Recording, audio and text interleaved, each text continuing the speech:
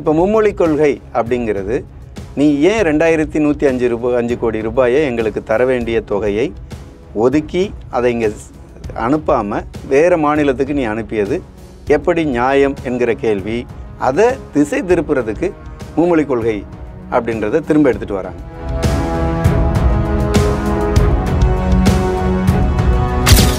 மும்மொழி கொள்கையை பிற மாநிலங்கள்லாம் ஏற்றுக்குச்சு, தமிழ்நாடு ஏன் ஏற்றுக்கல அப்படின்னா,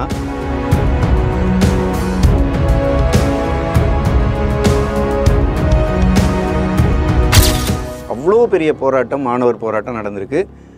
அன்றைக்கு இருந்த காங்கிரஸ் அரசாங்கம் மாணவர்களை மிக கடுமையாக தாக்கியிருக்கு.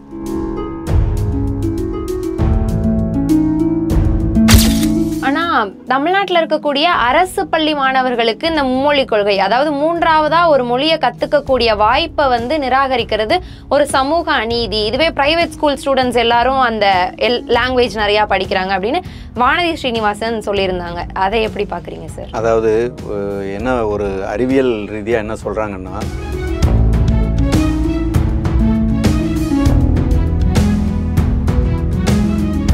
திமுக மட்டும் இல்லை, திமுக சரி, அதிமுக சரி, தெலுங்கு தேசம் ஆனாலும் சரி, வேறு மாநில முதலாளித்துவ கட்சிகள் ஆனாலும் சரி, இவங்க எல்லாமே நவீன தாராளமய பொருளாதார கொள்கையை ஆதரிக்கக்கூடியவங்க தான். என்ன பிஜேபி ஒரு மொழியை ஆதிக்கம் செய்யணும்னு நினைக்குது, இவங்க இந்த மொழியை வணிகமாக்கணும்னு நினைக்கிறாங்க.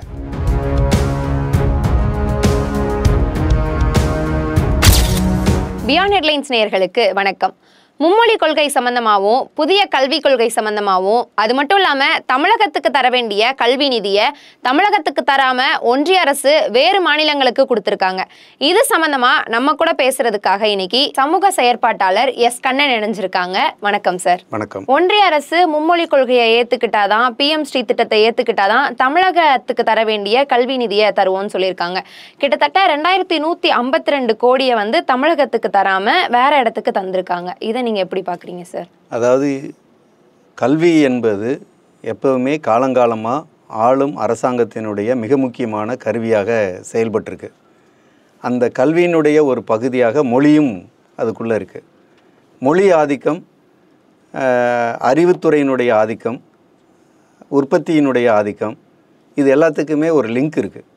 அப்போ இது ஆளும் அரசுக்கும் ஆளும் வர்க்கத்துக்கும் தேவைப்படக்கூடிய மிக முக்கியமான ஒரு டூல்ஸ். இந்த விஷயங்கள் எல்லாமே இதில் பேசிக் ஃபண்டமெண்டல் டூல் எஜுகேஷன், கல்வி. இப்போ இதை தன் கையில் வச்சுக்கணும் அப்படின்னு தான் உலகளாவில் ஒரு முயற்சி எடுத்துகிட்ருக்கிறாங்க. இப்போ உலகத்தில் நடக்கக்கூடிய நவீன தாராளமய பொருளாதார கொள்கை, ஏஐ மாதிரியான ஒரு நியூ டெக்னாலஜிக்கல் டெவலப்மெண்ட் வந்திருக்கிற பின்னணியில் அதற்கு ஏற்ற உலகளவிலான கல்வியை உருவாக்குவதற்கு முயற்சி பண்ணுறாங்க. இந்த விஷயங்கள் எல்லாமே ஆங்கிலம் மேலாதிக்கம் செலுத்துமா, ரீஜனல் லாங்குவேஜ் மேலாதிக்கம் செலுத்துமா, அல்லது அந்தந்த தாய்மொழி அதில் ஒரு குறைந்தபட்ச உரிமைகளை தக்க வைத்து கொள்ளுமா என்பதெல்லாம் கேள்வியாக இருக்குது. ஆனால் இது கூடாது, எப்போவுமே ஒரு ஆதிக்கம் தான் வேணும் அப்படின்னு நினைக்கக்கூடிய ஆளும் வர்க்கம் அதை திணிக்கிறதுக்கு முயற்சி பண்ணுறாங்க. இப்போ மும்மொழி கொள்கை அப்படிங்கிறது, நீ ஏன் 2105 கோடி ரூபாயை எங்களுக்கு தர வேண்டிய தொகையை ஒதுக்கி அதை இங்கே அனுப்பாமல் வேறு மாநிலத்துக்கு நீ அனுப்பியது எப்படி நியாயம் என்கிற கேள்வி, தமிழ்நாடு முழுவதும் ஒரு பெரும் குரலாக ஒன்று சேர்ந்து ஒன்றிய பாஜக அரசுக்கு எதிராக எழும்பும்போது அதை திசை திருப்புறதுக்கு மும்மொழி கொள்கை அப்படின்றத திரும்ப எடுத்துகிட்டு வராங்க. இது இந்தியாவில் 1937 அன்றைக்கு இருந்த பிரிட்டிஷ் அரசாங்கம் எடுத்த முயற்சி தோற்று போயிருக்கு. அதுக்கு பிறகு நேரு 1960களில் எடுத்த முயற்சி பெரும் தோல்வியை சந்திச்சிருக்கு. மீண்டும் இடையில் எப்போதெல்லாம் வாய்ப்பு கிடைக்குதோ அப்போதெல்லாம் இந்தியை திணிப்பதற்கு முயற்சி எடுக்கிறாங்க. அதற்கு மும்மொழி கொள்கை என்கிற பெயரில் ஒரு ஆதிக்கத்தை நிலைநாட்ட விரும்புகிறாங்க. அப்போ இந்த மும்மொழி கொள்கையை பிற மாநிலங்கள்லாம் ஏற்றுக்குச்சு, தமிழ்நாடு ஏன் ஏற்றுக்கல அப்படின்னா, தமிழ்நாட்டில் நீண்ட நெடுங்காலமாக தமிழ் மொழி கல்வி என்பது இருக்குது. ஆங்கிலத்துக்கான ஒரு முன்னுரிமை கொடுத்து படிக்கக்கூடிய சூழல் தமிழ்நாட்டினுடைய கல்வி சூழலில் நீண்ட நெடுங்காலமாக இருக்குது. இப்போ வட இந்தியாவில் ஆங்கிலத்துக்கு முன்னுரிமை கொடுக்காம இந்திக்கான வாய்ப்பு, அவங்களுக்கு தாய்மொழி அதுதான், இந்தியாவினுடைய இந்திய அரசு ஒன்றிய அரசு விரும்பக்கூடிய இணைப்பு மொழியும் அதுதான். அப்போ அவங்க தாய்மொழி, அவங்க இணைப்பு மொழி என்கிற முறையில் ஒரு 7 மாநிலத்தினுடைய இந்தி மொழி பேசக்கூடிய மக்களுக்கு மும்மொழி கொள்கையே தேவையில்லை. அவங்க இங்கிலீஷோ அல்லது வேறு என்ன விரும்புகிறாங்களோ அதை எடுத்துக்கிறாங்க, அவங்களுடைய வேலை வாய்ப்புக்கு ஏற்ப போயிடுறாங்க. இங்கே மும்மொழி கொள்கை என்பதை ஒரு கட்டாயமாக்கக்கூடாது என்பது தான் எங்களை போன்ற சமூக இயக்கங்களினுடைய கோரிக்கை. அது மும்மொழி கொள்கை என்பது இப்போ பிஜேபி தமிழ்நாடு அரசு எதிர்ப்பை சமாளிக்க முடியல, தமிழ்நாட்டில் இருக்கக்கூடிய அரசியல் இயக்கங்களுடைய எதிர்ப்பை சமாளிக்க முடியல, தமிழ்நாட்டில் இருக்கக்கூடிய சமூக இயக்கங்களுடைய எதிர்ப்பை சமாளிக்க முடியல. மாணவர்கள் கூட இந்தி எங்களுக்கு வேண்டாம் அப்படிங்கிற ஒரு விஷயத்தை வச்சுருக்கிறாங்க. சென்னை அண்ணா சாலையில் அன்னைக்கு மவுண்ட் ரோடு அண்ணா முதலமைச்சராக வருவதற்கு முன்னாடி அவ்வளோ பெரிய போராட்டம், மாணவர் போராட்டம் நடந்திருக்கு. அன்றைக்கு இருந்த காங்கிரஸ் அரசாங்கம் மாணவர்களை மிக கடுமையாக தாக்கியிருக்கு. 1960களில் ஏதோ தாளமுத்து நடராஜர் மாளிகை எக்மோரில் இருக்குது. அந்த பேர் ஏன் வந்தது? இந்தி மொழி எதிர்ப்பு போராட்டத்தில் மிகப்பெரிய பங்களிப்பு செய்தவங்க. ஜனவரி 25 தமிழ்நாட்டில் ஒவ்வொரு ஆண்டும் திராவிட இயக்கங்கள் மொழிப்போர் தியாகிகளின் தினம் அப்படின்னு கொண்டாடிட்டுருக்கிறாங்க. இது ஏன் வருது அப்படின்னா, மாநிலத்தில் தாய்மொழிக்கான போராட்டம், இந்தி எதிர்ப்பு போராட்டத்தை வலுவாக நடத்திய திராவிட இயக்கங்களின் பங்களிப்பு சார்ந்த விஷயம். இதில் கம்யூனிஸ்டுகள் சட்டமன்றத்தில் நீங்கள் இவ்வளோ விஷயங்கள் பேசினா கூட சட்டமன்றத்தில் ஆங்கிலத்தில் ஏன் பேசணும் என்று கேள்வி எழுப்பி பி. ராமமூர்த்தி போன்ற, ஏ. பாலசுப்ரமணியம் போன்ற, என். சங்கரையா போன்ற தலைவர்கள் சட்டமன்றத்தில் தமிழில் தான் பேசுவோம் என்று பேசியிருக்கிறாங்க. முதல் முறையாக தமிழ்நாடு சென்னை ராஜதானி என்று இருக்கிற போது அங்கே தாக்கல் செய்யப்பட்ட ஒரு நிதிநிலை அறிக்கையில் தமிழில் பேசிய முதல் தலைவர், முதல் எம்எல்ஏ அப்படின்னா பி. ராமமூர்த்தி. அவர் தான் எதிர்க்கட்சி தலைவராக இருந்தார், அவர் கம்யூனிஸ்ட் கட்சியினுடைய தலைவராக இருந்தார். அந்த அடிப்படையில் தான் மொழி என்பது ஒரு குறிப்பிட்ட பிரதேச மக்களின் அல்லது பேசுகிற தாய்மொழி உணர்வை அது பற்ற உருவாக்கக்கூடிய விஷயமா இருக்குது. இந்த இடத்துல மும்மொழி கொள்கை என்கிற திணிப்பு வேண்டாம். அந்த திணிப்புக்காக ஒதுக்கிய நிதியை கட் பண்ணுவது என்பது ரொம்ப ரொம்ப ஒரு மேலாதிக்கத்தை நிலைநாட்ட முயற்சிக்கிற ஒரு ஏகாதிபத்திய உணர்வை பிஜேபி அரசு வெளிப்படுத்துது. அது எந்த வகையிலும் இது ஒரு கலாச்சார மேலாதிக்கம், ஒரு மொழி மேலாதிக்கம், ஒரு பண்பாட்டு ரீதியில் ஒரு குறிப்பிட்ட பகுதி மக்களை ஆதிக்கம் செலுத்த நினைக்கிற ஒரு மிக மோசமான ஒரு செயல். இது கண்டிக்கத்தக்கது. ஒன்றிய அரசு என்று சொல்லுகிற போதே எல்லா மாநிலங்களின் உரிமையும் பாதுகாக்கப்படணும்.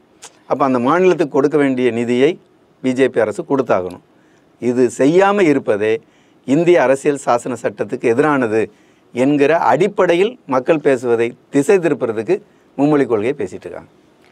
ஆனால் தமிழ்நாட்டில் இருக்கக்கூடிய அரசு பள்ளி மாணவர்களுக்கு இந்த மும்மொழி கொள்கை, அதாவது மூன்றாவதாக ஒரு மொழியை கற்றுக்கக்கூடிய வாய்ப்பை நிராகரிக்கிறது ஒரு சமூக அநீதி. இதுவே பிரைவேட் ஸ்கூல் ஸ்டூடெண்ட்ஸ் எல்லாரும் அந்த லாங்குவேஜ் நிறையா படிக்கிறாங்க அப்படின்னு வானதி ஸ்ரீனிவாசன் சொல்லியிருந்தாங்க. அதை எப்படி பார்க்குறீங்க சார்? அதாவது என்ன ஒரு அறிவியல் ரீதியாக என்ன சொல்கிறாங்கன்னா, 1லிருந்து 8 வரைக்கும் மாணவர்கள் அவங்கவுங்க தாய்மொழியில் படிக்கிற போது தான் நல்லாவே புரிஞ்சிக்க முடியும்.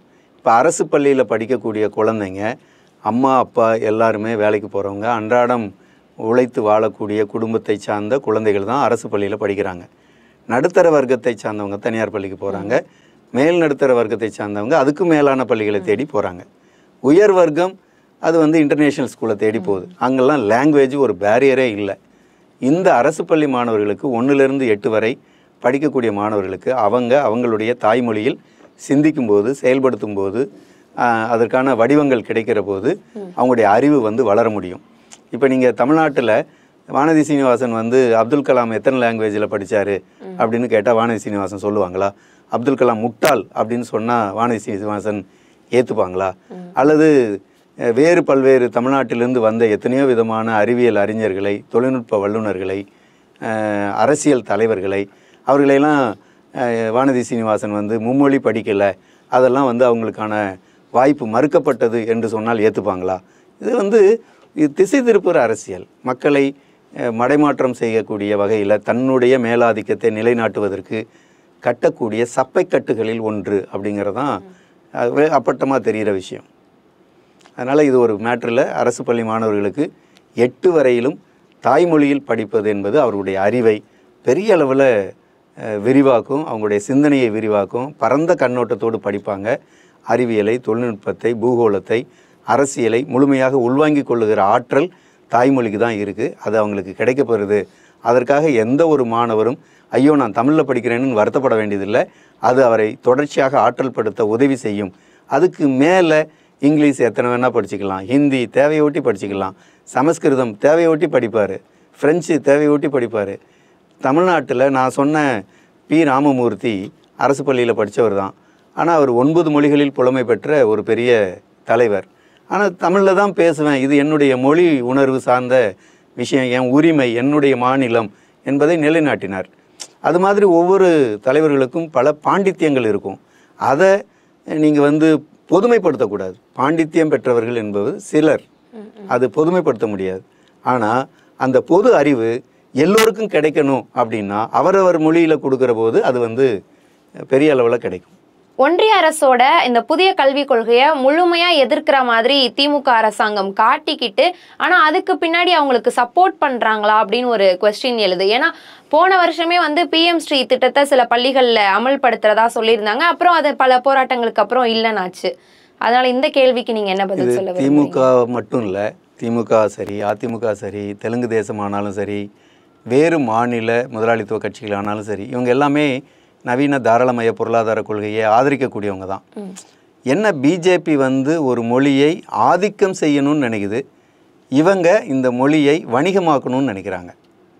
இது முதலாளித்துவத்துக்கும் இந்துத்துவாவுக்கும் இடையில் இருக்கிற ஒரு நூலிடை வித்தியாசம்.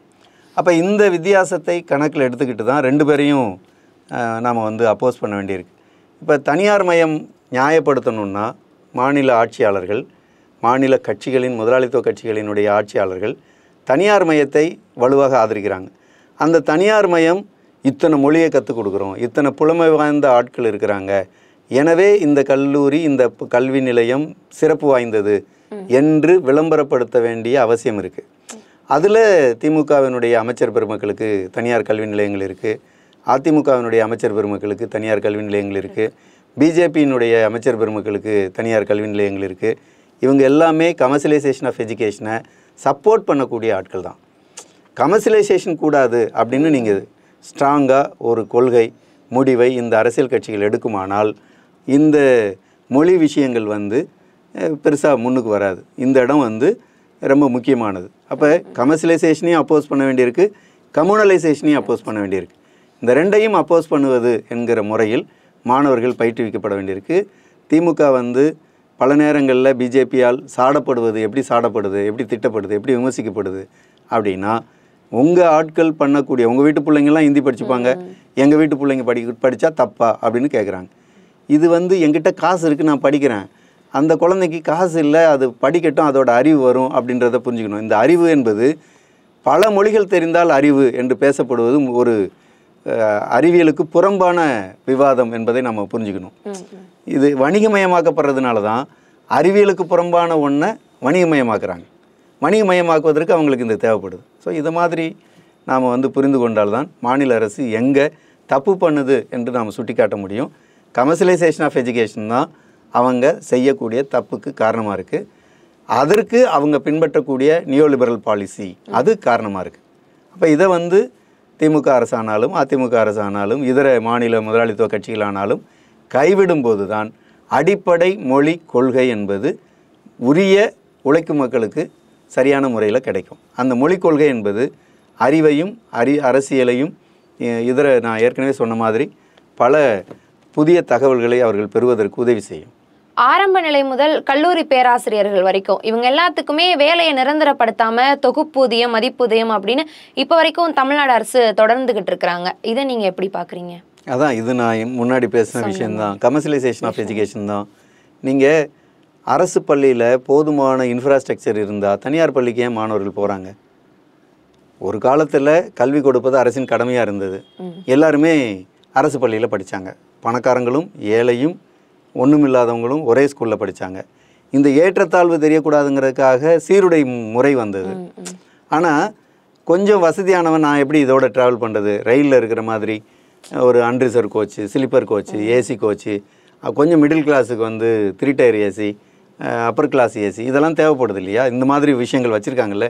இந்த ஏற்றத்தாழ்வு சமூகத்தில் இந்த வேறுபாடு இருப்பதை இந்த கல்வி முறையிலும் புகுத்துவதற்கு தனியார் கல்வி நிலையங்களை திட்டமிட்டு உருவாக்குறாங்க. அது 80களுக்கு பிறகு குறிப்பாக இந்தியாவில் இந்த உலகமயமாக்கல் கொள்கை எல்லாம் வர்றதுக்கு முன்னாடியே புதிய கல்விக் கொள்கைன்னு உருவாக்குனாங்க.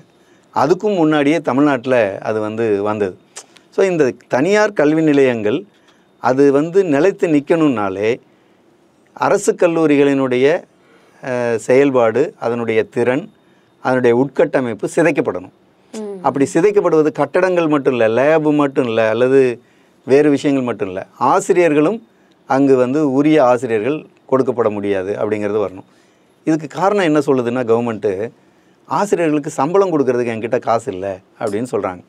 நீங்கள் கல்விக்கு உங்களுடைய ஜிடிபியில் 6% ஆஃப் ஃபண்டு அலாட் பண்ணால் ஒட்டுமொத்த கல்விக்கு இந்தியா முழுவதும் எல்லோருக்குமே டீச்சர்ஸுக்கு சம்பளம் கொடுக்கலாம், ஃப்ரீ எஜுகேஷன் கொடுக்கலாம், மாணவர்களுக்கு ஸ்டாண்டர்டு எஜுகேஷன் கொடுக்க முடியும், இன்னும் பல்வேறு விதமான வசதி வாய்ப்புகளை உருவாக்க முடியுங்கிறத பல அமைப்புகள் சுட்டி காட்டியிருக்காங்க. கொத்தாரி கமிஷன் அப்படிங்கிற உள்ளிட்டு டாக்டர் ராதாகிருஷ்ணன் தலைமையில், ராதாகிருஷ்ணன் இந்தியாவினுடைய குடியரசுத் தலைவராக இருக்கிற போது கொத்தாரி தலைமையில் 1964 அமைக்கப்பட்ட கமிஷன் கொடுத்த அறிக்கை அப்போத்துலேருந்து சொல்லுது, நீங்கள் 100 ரூபா சம்பாதிச்சிங்கன்னா 6 ரூபாயை கல்விக்கு ஒதுக்குங்க, கல்வி ஸ்டாண்டர்டாக தரமாக எல்லாருக்கும் கிடைக்கும் அப்படின்றது அப்போத்துலேருந்து சொல்கிறாங்க.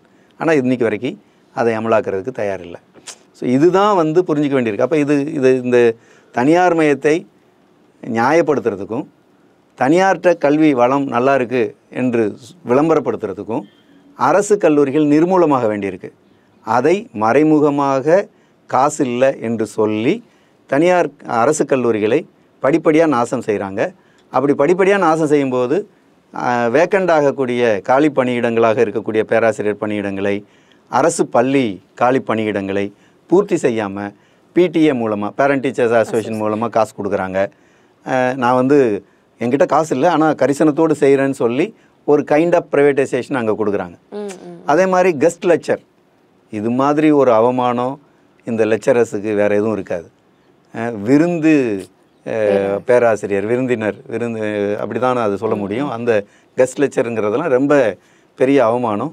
அவங்கள கெஸ்ட் லெக்சருங்கிற பேரில் மிக குறைவான கூலிக்கு அமர்த்தி அவங்கள நிரந்தரப்படுத்தாமல் அவர்களை மன உளைச்சலுக்கு ஆளாக்கி மாணவர்களையும் படிப்படியாக அவங்களுடைய ஆற்றலை நாசப்படுத்தி, ஸோ இந்த ஒர்க்கிங் கிளாஸ், அதாவது நீங்கள் தஞ்சாவூரில் வெண்மணி மாதிரி நிகழ்வுகள்லாம் நடக்கிறதுக்கு முன்னாடி ஒரு மாடு மேய்ச்சிட்டு இருந்த விவசாய கூலி தொழிலாளியாக வேலை செஞ்சுட்டு இருந்த அவங்களுடைய பிள்ளைங்க கல்விக்கூடத்துக்கு போனாங்கன்னு சொல்லி மரத்தில் கட்டி வச்சு சவுக்கால் அடிச்சிருக்காங்க. அவர் ஒருத்தர் எம்எல்ஏவாகவே வந்துட்டார். பிஎஸ் தனுஷ்கோடின்னு ஒரு பெரிய தலைவர், அப்படி அடிக்கப்பட்டவர் எம்எல்ஏவாகவே வந்துட்டார். ஆனால் அவருடைய கல்வி வாய்ப்பை மறுக்கிறதுக்கு அவங்க என்ன சொன்னாங்க, நீ படிக்க போனேன்னா என் ஆடு மாடெலாம் யார் மேய்ப்பான்னு கேட்ட மாதிரி இப்போ இந்த அரசு கல்லூரியில், அரசு பள்ளியில் மாணவர்கள் தரமான கல்வியை பெற்று வந்தால் இவங்களுக்கு மலிவு விலை கூலி உழைப்பாளர்கள் எங்கேருந்து கிடைப்பாங்க? இப்போ இதுதான் கிளாஸ் அண்டர்ஸ்டாண்டிங். இந்த ஒரு வர்க்க கண்ணோட்டம் இருக்குது, வர்க்க ஒடுக்குமுறை இருக்குது, உழைக்கும் மக்கள் மீதான ஒடுக்குமுறை இருக்குது. இந்த உழைக்கும் மக்கள் மீதான ஒடுக்குமுறையை நியாயப்படுத்துவதற்கான கல்விக் கொள்கை தான் இந்த கல்விக் கொள்கை. அதுதான் நாம் எதிர்க்கிறோம். இந்த கண்ணோட்டத்தில் தான் திமுக அரசோ அதிமுக அரசோ பேராசிரியர்களை நியமிக்க மறுக்கிறது, அவங்கள நிரந்தரப்படுத்த மறுக்கிறது என்பதை புரிஞ்சிக்க வேண்டியிருக்கு. ஒன்றிய அரசோட புதிய கல்விக் கொள்கையில சிறப்பான அம்சங்கள் எதுவும் இல்லையா, ஏன் இதை இந்த அளவுக்கு எதிர்க்கிறீங்க அப்படிங்கிற சில கேள்விகளும் எழுது. அதுக்கு உங்களோட பதில் என்ன சார்? ரொம்ப அடிப்படையான விஷயம் நம்முடைய கல்வியில் இது நீங்கள் 75 முன்னாடி வரைக்கும் கல்வி என்பது மாநில அரசின் பட்டியலில் இருந்தது. இந்த மாநிலத்துக்கு என்ன கல்வி வேணும், இந்த ரீஜனுக்கு என்ன கல்வி வேணும், இதை உருவாக்கி கொடுக்க வேண்டிய பொறுப்பு மாநில அரசுக்கு சம்மந்தப்பட்டது. எமர்ஜென்சி பீரியடில் இந்திரா காந்தி என்ன பண்ணாங்க, இதை கன்கரண்ட் லிஸ்ட்டுன்னு பொதுப்பட்டியலுக்கு கொண்டு வந்தாங்க. இந்த பொதுப்பட்டியல்னு கொண்டு வரும்போது ஒன்றிய அரசும் மாநில அரசும் சேர்ந்து கவனிக்க வேண்டியது. நம்ம வீட்டு பிள்ளைக்கு என்ன கல்வி கொடுக்கணுங்கிறது பெற்றோர்களுக்கு தெரியும், அதுக்கான திறமை தெரியும். அது மாநில அரசு இதில் மாநில அரசினுடைய உரிமைகளை பறிக்கிற அணுகுமுறை இருக்குது. இந்திய அரசியல் சாசன சட்டம் வழங்கியிருக்கக்கூடிய அந்த ஃபெடரல் செட்டப்பை நாசப்படுத்துகிற ஏற்பாடு இதுக்குள்ளே இருக்குது. அப்போ கல்வியை மாநில ஒரு பட்டியலிருந்து கன்கரண்ட் லிஸ்ட் பொதுப்பட்டியலுக்கு எடுத்துகிட்டு போனது ஒரு பெரிய துரோகம். பொதுப்பட்டியலுக்கு போன பிறகு அதை மொத்தமாக அபகரிக்க நினைப்பது என்பது மிகப்பெரிய துரோகம். இன்றைக்கி வந்து பிஜேபி கவர்மெண்ட் வந்த பிறகு சென்ட்ரலைசேஷன், கம்யூனலைசேஷன், கமர்ஷியலைசேஷன் இந்த 3 சி தான் வந்து அமலாயிட்டிருக்கு. ஸோ குரோர்பதிகளுக்கான சி அப்படின்னு ஒன்று இருக்குது. கமர்ஷியலைசேஷன், கம்யூனலைசேஷன், சென்ட்ரலைசேஷன் அப்படிங்கிற சீஸ் வந்து இருக்குது. இதெல்லாம் சேர்ந்து ஒரு விஷயத்தை ஆப்ரேட் பண்ணுறதுனால இதற்கு எதிரான ஒரு மனநிலையில் சமூக செயல்பாட்டாளர்களும் அரசியல்வாதிகளும் தமிழ்நாட்டை நேசிக்கக்கூடியவர்களும் கண்டிப்பாக ஈடுபட்டு தான் ஆகணும். இப்போ நீங்கள் தமிழ்நாட்டில் வந்து ஒரு போதுமான மருத்துவக் கல்லூரி இருக்குது, புதிய மருத்துவக் கல்லூரி வேண்டாம் என்று சொல்லணும்னா மாநில அரசை கட்டாயப்படுத்தினா போதும். சென்ட்ரல் யூனிவர்சிட்டி வேணும் எங்களுக்கு கொடுன்னு கேட்டால் எத்தனை வருடங்கள் கழித்து திருவாரூரில் கிடைச்சது சென்ட்ரல் யூனிவர்சிட்டி. இந்த அரசு உண்மையிலே தமிழ்நாட்டை மதிக்குது பிஜேபி அரசு அப்படின்னா தமிழ்நாட்டுக்கு தேவையான சென்ட்ரல் யூனிவர்சிட்டிஸ் எத்தனை கொண்டு வந்திருக்கு, தமிழ்நாட்டுக்கு தேவையான central educational centres, research centres எத்தனை கொண்டு வந்திருக்கு? எதுவுமே இல்லை. இந்த மாநில அரசு உருவாக்கினது தான். இங்கே நீங்கள் வட இந்தியாவை பார்த்தீங்கன்னா, இந்தி மொழி பேசுகிறக்கூடிய மாநிலங்களில் பார்த்தீங்கன்னா எல்லாமே வந்து சென்ட்ரல் கவர்மெண்ட்டோட ஃபண்டிங்லேருந்து இருக்கும். அப்போ இது மாற்றாந்தாய் மனப்பான்மை தானே. இந்த மாற்றாந்தாய் மனப்பான்மை கண்டிப்பாக ஏற்க முடியாது, நிராகரிக்கப்பட வேண்டியது என்கிற கண்ணோட்டம் தான் நாம் தொடர்ந்து ஒன்றிய அரசினுடைய கல்விக் கொள்கை இது மையப்படுத்தப்பட்ட அதிகாரத்திற்கு வழிவகுக்கும், வகுப்புவாதத்திற்கு வழிவகுக்கும், வணிகமயமாகத்திற்கு வழிவகுக்கும், அந்த அடிப்படையில் பண்பாட்டு மேலாதிக்கத்தையும் இது திணிக்கும். இந்த விஷயங்கள் எல்லாமே கல்வி அடிப்படையில் இது வந்து தமிழ்நாட்டு மக்களுக்கு எந்த வகையிலும் நன்மை செய்யக்கூடியதாக இருக்காது என்கிற முறையில் தான் இதை நிராகரிக்க வேண்டியிருக்கு. அடிப்படையில் இந்த மாநிலத்துக்கு தேவையான பாரதி அழகாக சொல்லிட்டார், சென்றிடுவே திக்கட்டும் கலை செல்வங்கள் யாவும் கொணந்து இங்கு சேர்ப்பீர் அப்படின்னு ரொம்ப அழகாக சொன்ன விஷயத்தை ஒன்றிய பாஜக அரசு ஏற்றுக்காது. காசியில் போய் பாரதியோட கவிதைகளை பேசுவார். இந்த கவிதையை பேசுகிறக்கு தயாராக இந்த அடிப்படையில் எல்லா திசையிலிருந்தும் அந்தந்த மாநிலங்கள் அறிவு சொத்துக்களை எடுத்துக்கொள்ளட்டும், அந்தந்த மாநிலங்கள் அறிவுசார் மாநிலங்களாக வளரட்டும் அப்படிங்கிறத இவர் விரும்புவாரா? விரும்ப மாட்டார். ஏன்னா இவருக்கு மையப்படுத்தப்பட்ட அதிகாரம் வேணும், எல்லாமே ஒரு ஒன்றிய அரசின் கீழ் நடக்கணும் என்கிற பேரரசரனுடைய மனநிலையிலிருந்து தான் மோடியும் பிஜேபியும் செயல்பட்டுருக்கிறாங்க. இவங்களுக்கு வந்து மாநில அரசு அதனுடைய நலன், மக்கள் உரிமை, பிராந்தியம், மொழி, பண்பாடு என்கிற வேறுபாடுகளை எல்லாம் அவங்க வந்து அங்கீகரிக்கவே மாட்டாங்கங்கிறதுனால தான் இந்த தேவைப்படுது. கல்ச்சுரல் புளூரலிசம் அதுதான் வந்து இந்தியாவினுடைய ஆகப்பெரிய பலம். அந்த கல்ச்சுரல் புளூரலிசத்தை பாதுகாக்க வேண்டிய பொறுப்பு கவர்மெண்ட்டுக்கு இருக்குது. பிஜேபி அதை செய்யாதுங்கிறதுனால தான் நாம் எதுக்குறோம். இவ்வளோ நேரம் உங்கள் நேரத்தை செலவு பண்ணி எங்ககிட்ட இவ்வளோ தகவல்களை பகிர்ந்துக்கிட்டதுக்காக ரொம்ப நன்றி சார். நன்றி.